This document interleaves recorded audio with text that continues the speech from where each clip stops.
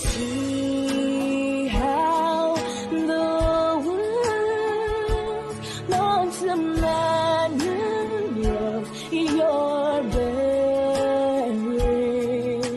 pledge to excel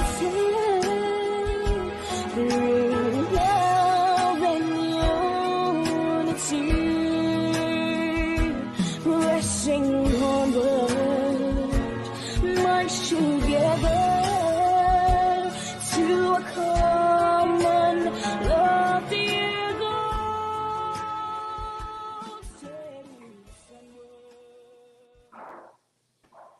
Welcome back to another exciting conversation here on Effective Living. It's all about the Bahamas, y'all. It's all about the Bahamas. And y'all know I love the 242. I love it. I love it. I love it. This time of the year is special for us in the Bahamas because we're celebrating our independence. Oh, this is a big one, y'all. This is a big one. And so, I'm located in Dallas, Texas, but I'm a true breed Bahamian. And I said, you know what? I have to go ahead and push the whole conversation about all things Bahamian, even from the seat that I sit in. And so tonight I'm joined with my good friend, Sandena Neely. Welcome back to Effective Living. Thank you so much for having me again. Good to be back. Listen, I am loving this opportunity, and I thought, you know what? I need to pick Sandena's brain in regards to all things Bahamian, past, present, and future. And I said, unfortunately, we will be only able to do this for about 45 minutes, 30 to 45 minutes. And I said, boy, this conversation could go on for days. We could do a series of talk on past, present, and future. How are you doing? I am wonderful. How are you doing?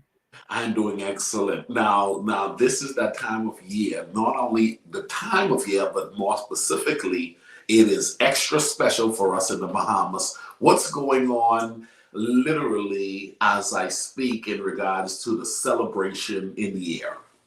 Well, the celebration is not loading. We are already in celebration mode. We are in complete celebration mode. There is literally something or a minimum of two things taking place every day. And so the Bahamas, the entire country is in full celebration mode. You cannot go anywhere and not see, recognize, hear, or understand that the Bahamas is turning 50. Come on. The Bahamas is turning 50. Before we talk about that, because that's really exciting, tell our viewing audience a little bit about Sandena Neely, and then we're going to dive into this whole concept of the country celebrating 50 at this particular time. Yes. So I am Sandena Neely, a multi-dimensional leader who loves giving and serving from the reservoir that God has blessed me with. He has blessed me as a reservoir, and so now I can be a river that the people that I serve will be able to get God's life-giving water through serving as an attorney, as a consultant, a mentor, a coach, an author, a speaker, and so many other things. I find my daily work as the head of the Division of Youth. Some people know it as the Functional Director of Youth. I have been involved in youth work for more than 2 decades, and it is the absolute complete joy of my life to get to serve the young people of our nation, wherever they may be. And there are so many other hats that I wear and so many other things that I do, but I'll stop there for now. And I'm sure that's a lot in and of itself. Listen, I salute you on all that you do, and all that you've been doing. You're amazing. And as you've mentioned, you've served our country for a long time. Years ago, you and I met. I think if that wasn't the first time, it was in Youth Parliament years ago. Yes, absolutely. Youth Parliament is actually where I got started in the love affair that is known as youth development. I entered those halls and never left the Ministry of Youth, Sports and Culture. Even when youth was nestled under other ministries, I continued to volunteer and to serve. And now I've experienced a full circle moment where I get to make my daily work and my livelihood in serving our nation's youth and leading an outstanding team of professionals within the Division of Youth at the Ministry of Youth, Sports and Culture. Wow, wow. That's a good segue for our next question. Would you consider yourself a proud Bahamian? You got to explain that as our viewers are paying attention to our talk this evening. Well, you know what the saying is: born, bred, good, dead Bahamian. And what that means is I was born Bahamian. I was bred as a Bahamian, meaning I was brought up as a Bahamian. And I'm going to die a Bahamian, no matter where the world takes me, no matter where life takes me. I am going to be a Bahamian through and through. And I think that I'm most proud to be Bahamian when I'm in the company of other nationalities. If I have to say where I'm from, even from I was very young, do you know what I always say? I'm from the great Commonwealth of the Bahamas. And people say, what do you mean? And that's all the conversation I need to invite. For someone to ask me, what do I mean that the Commonwealth of the Bahamas is great? And I explain to them how this little tiny chain of islands has impacted the world and been on the world stage for decades and decades, for more than 50 years. And so all of these things serve to make me a very proud Bahamian. I mean, Bahamians are bursting with national pride, and I'm one of them. Most certainly, most certainly. You have to tell me, okay? What? When you look back at the history of the Bahamas, what impresses you most? Like, you know, as you've stated, you know, Bahamians have made their mark throughout the world, around the globe. And when you look back at, you know, significant moments, what makes you smile? And there's so much, but you know, what comes to mind?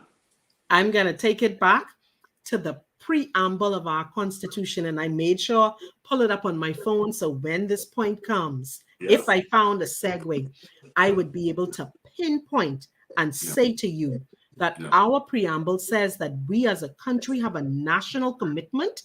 Here it is: to self-discipline, industry, loyalty, unity, and an abiding respect for Christian values and the rule of law.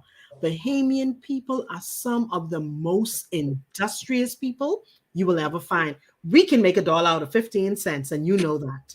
And so whenever we talk about being Bahamian, these values are at the very fabric of our lives. When you go down to Inagua, when you go to Exuma, when you go to Andros, when you go to Hard Hill Acklands, when you find yourself in Kemp Road, when you find yourself in Lyford Key, you will find people who are striving to make their mark in the world and to be the best that they can possibly be. You know, the icing on the cake, what you just mentioned, you mentioned Hard Hill Accolades. Boy, you know, my Pinefield Accolades, you know. Oh, we have some names, eh? Yeah. That's a talk show in and of itself to talk about the names of the places in our country. Yeah. Man, you just blessed me just now to plop accolades in the midst of that, you know. And so, listen, let me ask you this. Looking back at your roots and having you were born and raised in the Bahamas, and your work ethic started really early. A lot of people don't know, you know, you're a hustler. You put in the work. You're not afraid to roll up your sleeves and get your hands dirty. When did you find that light bulb triggering moment that says, Sandena, you're gonna have to make it happen? When did you realize I'm going hard no matter what, because it's a part of who I am? I'm Bahamian. I've been called for such a time as this. As a female, you've been doing well for a very long time. When did you feel as though, and where were some of the things that triggered that and brought that to be who you are today? It is because I have an inescapable legacy. An inescapable legacy. When you look at my bio, do you know what my bio says? It says that I am continuing evidence that something good can come out of Kemp Road.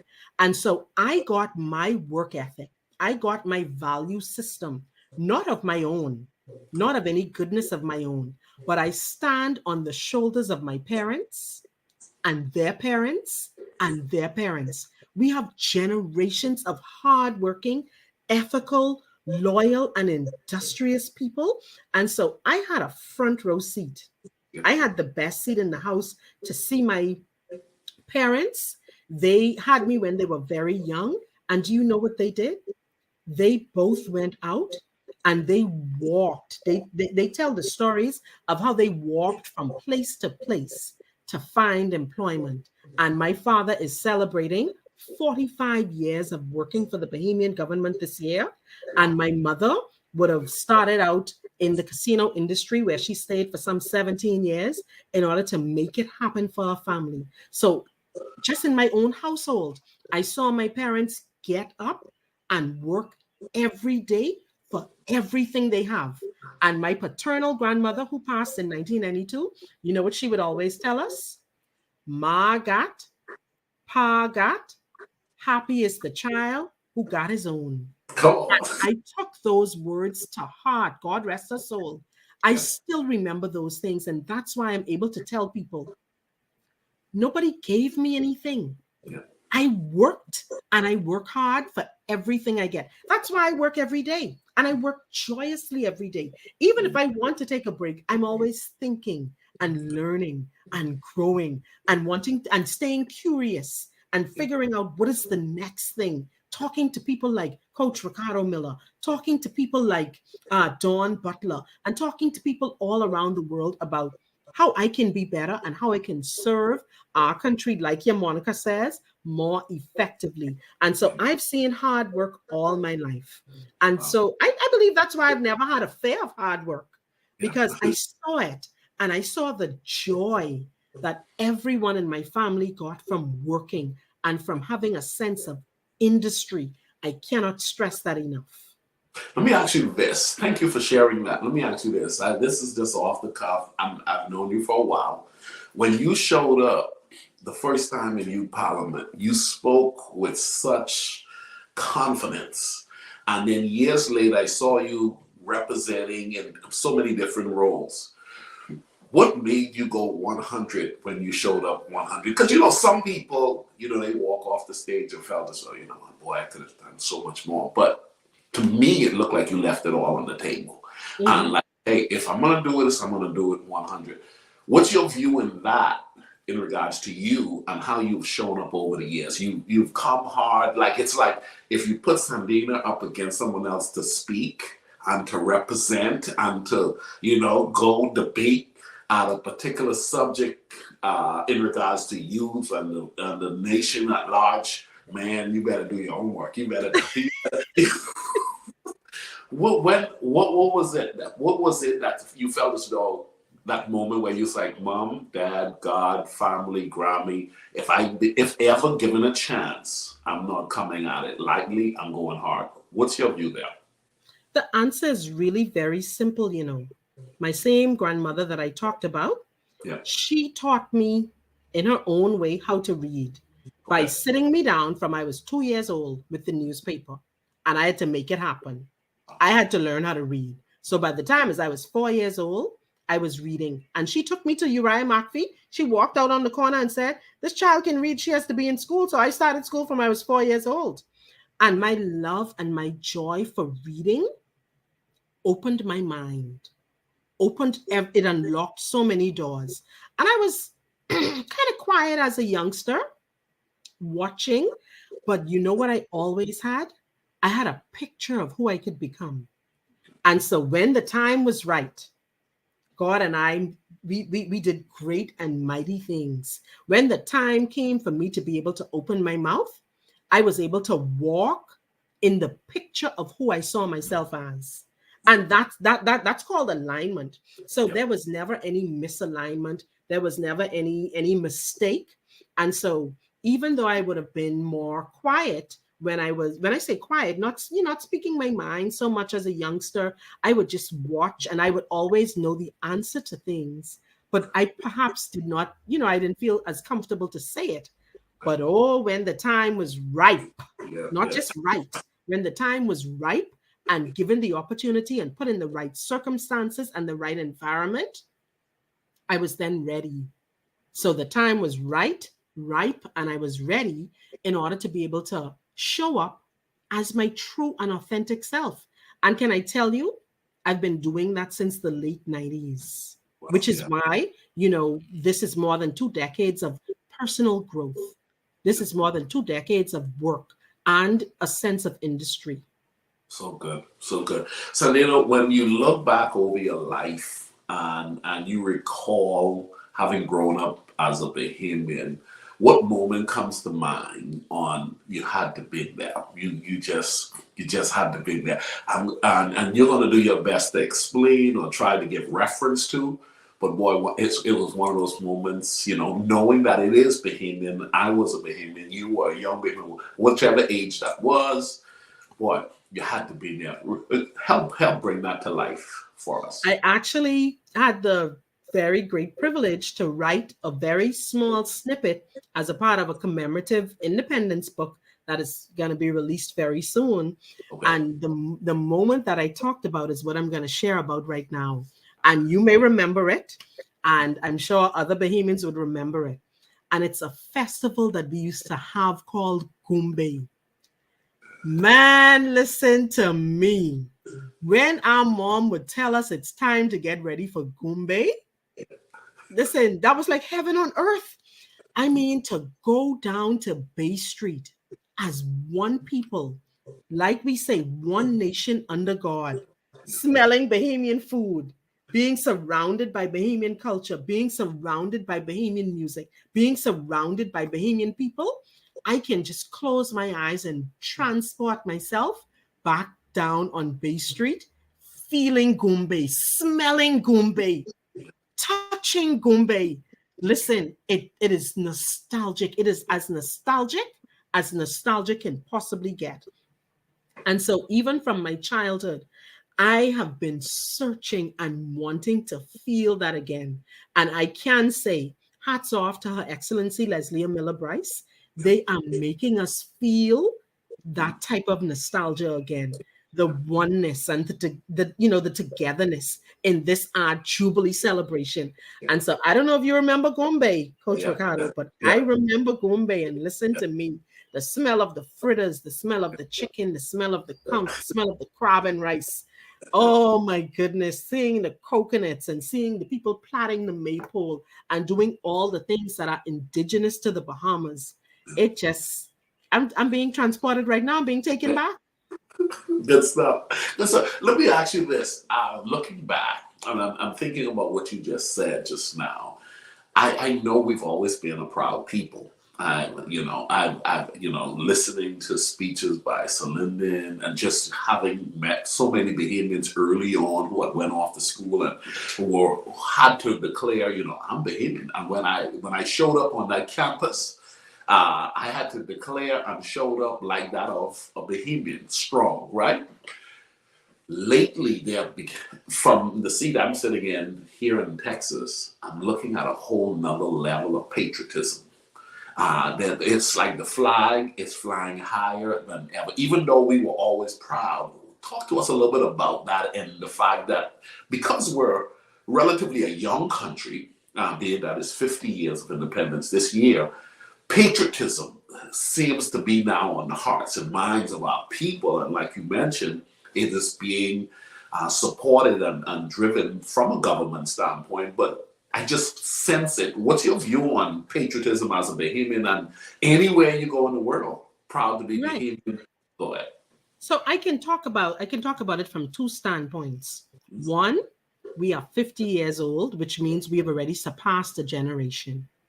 And so the new generation of Bahamians, I mean, when you go on Instagram and you go on TikTok, you see Eyes of Bahamian, shout outs to Cache Knowles, and shout outs to all the influencers who are making the Bahamas popular, making what it is to be Bahamian popular. And so we have seen a shift and a transition with young Bahamians now embracing what it is to be Bahamian. And that brings me to my second point. Do you know why this is? This is like prophecy being fulfilled. You would remember, and your listeners may remember, years ago when there was talk about globalization and how the world would become smaller. Wow. And so as the world becomes smaller and people become fused or merged, and so in the Bahamas now you can find people of many different nationalities. Do you know what that now means? The Bahamians have to stand out. Remember how they said the real Slim Shady has to stand up? So the Bahamians have to stand up, and because of our pride, we don't want to get lost in the crowd. Right. We have to always let people know we're there. You know that we're atmosphere shifters, Sure. Bahamians. I was walking in London, in the airport in London years ago, Yeah. and I locked eyes with a lady, and she said, "You're a Bahamian," and I Yeah. said, Yeah. "I can see you're a Bahamian too." We know one another, and we can see one another anywhere. There's just something in our eyes. There's something in our look. There's something in the sway, even of our hips and our stride, Yes. where you Yes. can see someone is a red-blooded Bahamian. And Yes. so I'm very happy. I feel very good. I feel very confident that the history, and I saw your promo said, the past, the present, and the future of the Bahamas is in good hands. So Lyndon, the father of our nation, he built a firm foundation, and our job now is to stand on that foundation. And then, do you know what happens? Your children and my children are able to stand on our shoulders so that they can see further, and they can go higher, and they can see around the corner for what the next 50 years will bring. As we continue now, we're now going to be the ancestors and the elders, and we're going to stand tall. Because we have a firm foundation, we can stand, and we can allow them to stand on our shoulders as we hoist them, and they hold up our Bahamian flag. I wish I had my flag in my hand so I could wave my flag for you. Yes. Yeah. I have my flag. I almost wanted to go get it right now. Right? I'm looking back, and I was in the Bahamas a couple of weeks ago, and Mhm. asked you this question when given a chance. Knowing what you know and having experienced what you've experienced in regards to our young people, in regards to the future of the Bahamas. Let's talk about concern, and maybe this could be a challenge to parents and guardians and just those in authority, just reminding them, we have to do better in regards to this, because as we continue to move forward, we are believing that the future of the Bahamas is going to continue to evolve into being the beacon of the region and continue to impact the world. But we want to encourage our viewers. Hey, let's remember to do what would that be for you? Right. So, just as a base, we Yeah. always want people to remember who we are. We want Bahamians to remember who we are. The very first thing that I mentioned from the preamble is self-discipline. And so, as we all know, our crime situation, not just in the Bahamas and in this region, in the world, crime is an issue. It's a problem. And so, if Bahamians, young and the not so young alike, were to remember the value of self-discipline, you would not find yourself being a victim of, well, not a victim, but a perpetrator of crime. When you were to hold your head high and want to sing the national anthem and to be proud, you would not find yourself involved in nefarious activities. And I think that those are some of the things that are dragging us down. It causes a ripple effect in the financial industry, in the ratings that our country receives. It causes a ripple effect with tourism and visitors and people's general safety and security. And so I think if we were to focus on being more self-disciplined, that would allow us to go back to our roots and know who we are. When you are so engaged in hard work, when you are so engaged in industry, you don't have time for nefarious activities. So maybe they don't have enough to do, which is why I work so hard with the Ministry of Youth, Sports and Culture to ensure that our young people stay engaged and to ensure that they have a successful transition from the classroom to adulthood, so that we can engage our young people, provide opportunities for them, so that they have doors that are open to them. And where doors are not open, we create pathways for them to open their own doors and blaze their own trails. So we want our young people to remember to be active participants. We want everyone in our society to remember to be active participants, to continue to make our nation the greatest. What do we always say?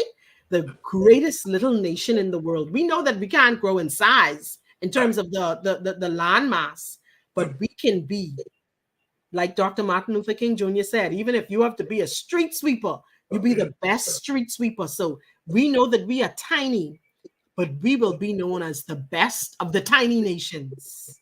Look what I found. Ah. Oh, representing. Yes. Love that. You know, someone asked me a question earlier today. They said, I'm preparing to visit the Bahamas for the very first time. Is it safe? And I said, it is safe. And I said, listen, I'm telling you, born and raised, I told them, just came back from the Bahamas a couple of weeks ago. I would not tell you. I said, it's safe. And I want to say this for those who are watching. It is important for us to remember people are asking those type of questions. Is it safe? And I can recall, you know, I was a troublesome kid growing up on the island as a boy, finding myself doing a lot of mischievous activities. But one of the things I can remember the older guys would say is, don't you touch them tourists.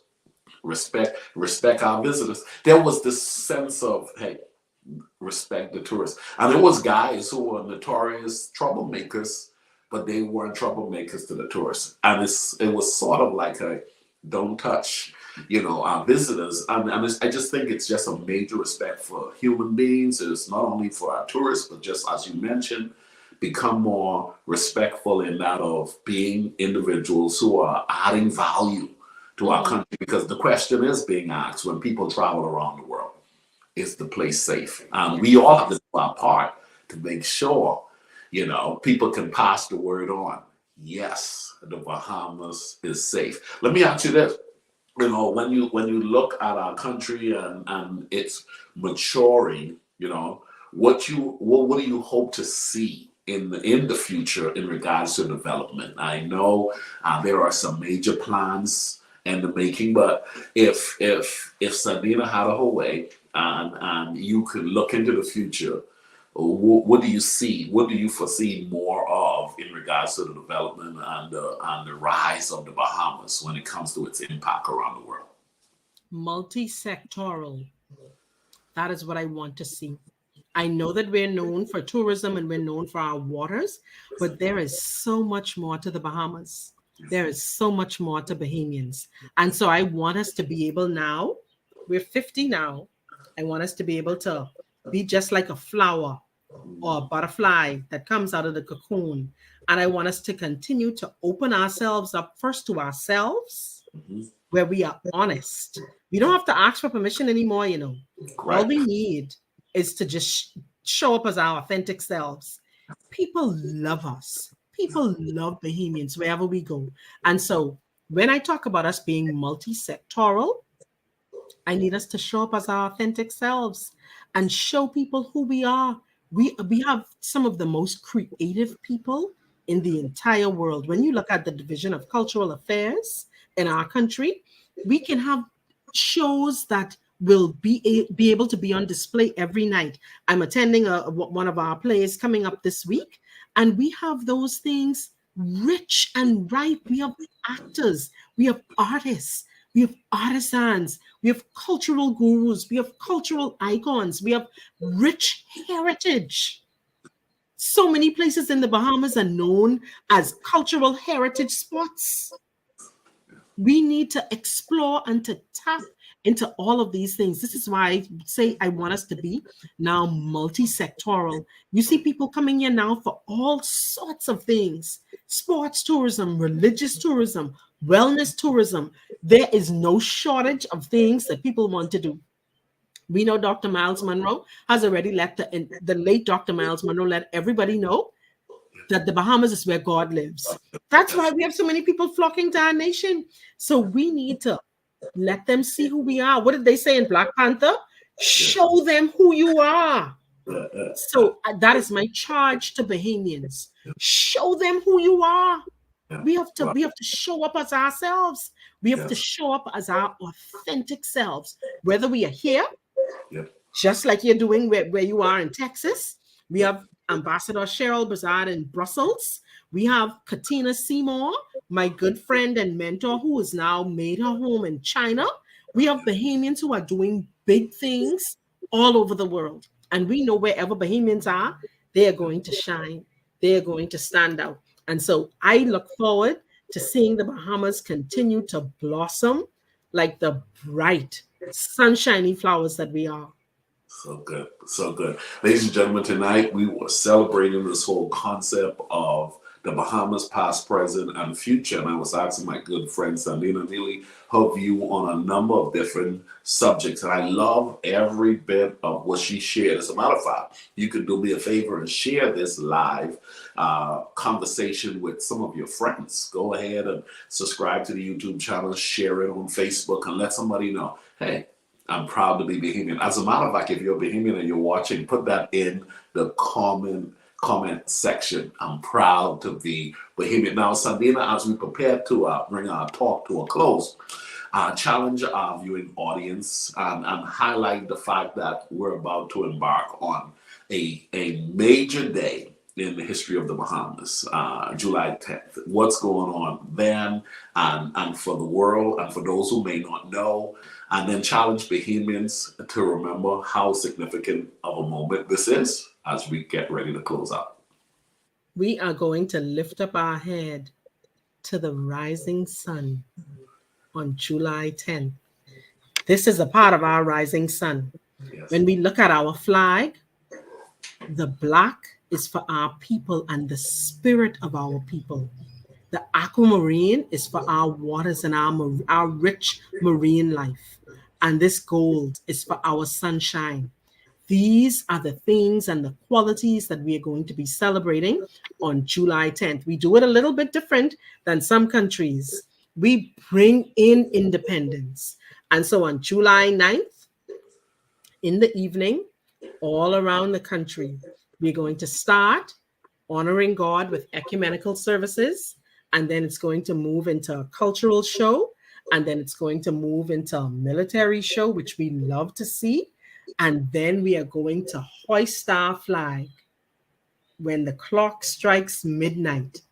This flag will be hoisted just as it was for the very first time on July 10th, 1973. We are going to mark the manner of our bearing. We are going to show the world who we are. And that's going to be taking place all over our country. I'm privileged to be able to spend, Lord's willing, and by God's grace, independence in our nation's second city, supporting some of our young people who will be partaking in the independence celebrations there. But even if you are around the world, you can join in the celebrations. You can host your own parties. You can let Celebrate Bahamas know what you're doing. You can join the live stream. Or if you are near to an embassy or a consulate, there are events and activities happening in Atlanta, all over the world, in New York, in Canada, in Miami, in Cuba, in Brussels, in Switzerland, in Hong Kong. I mean, there will be no shortage of events and activities for you to be able to partake in. And not just July 10th, all month long and all year long. Because you only turn 50 once, and this is our year of Jubilee. This is our golden Jubilee, and this is our celebration. And if anybody knows how to party, Bahamians know how to party. Come on. That's what I'm talking about. Ladies and gentlemen, continue to follow all of the celebration and so forth on the internet for those of you that are around the world. And then for those of you in the Bahamas, come on, raise the roof. Do what you got to do. Take it high. And listen, I'm so excited about this. I'm bringing a delegation to the Bahamas later this year. And a good friend of mine asked me, why aren't you in the Bahamas the week of the 10th? I said, I'm coming for a week. Unfortunately, I'm not going to be able to make the week of the 10th. But like wherever I am, we're going to do it big. We're going to do it bold. So there's a number of activities happening here in the Dallas-Fort Worth area for Bahamians as well. And I'm super excited about it. Sandena Neely, it's always a delight, always a joy to have you. Thank you so much for sharing your heart and such good information for our viewing audience. Listen, let the celebration continues this entire month, the rest of the year. Let's continue to make our mark, Bahama land. Listen, Sandena, closing thoughts. Any closing thoughts you want to say? Any shout out? Just go ahead and give it up right now. I want to shout out the Division of Youth. I want people to follow us on Facebook and on Instagram, Division of Youth 242. Shout out to my entire team. We are having our summer youth employment program, and they will be celebrating independence as well. And I want to give a huge shout out again to Her Excellency Leslie Miller Bryce and the 50th Anniversary Committee and all the hard work that they are doing. And I want to give a special shout out to all young people in and around the Commonwealth of the Bahamas. Good night, everybody. Thank you once again, Miss Sandena Neely. You're awesome. I had a blast.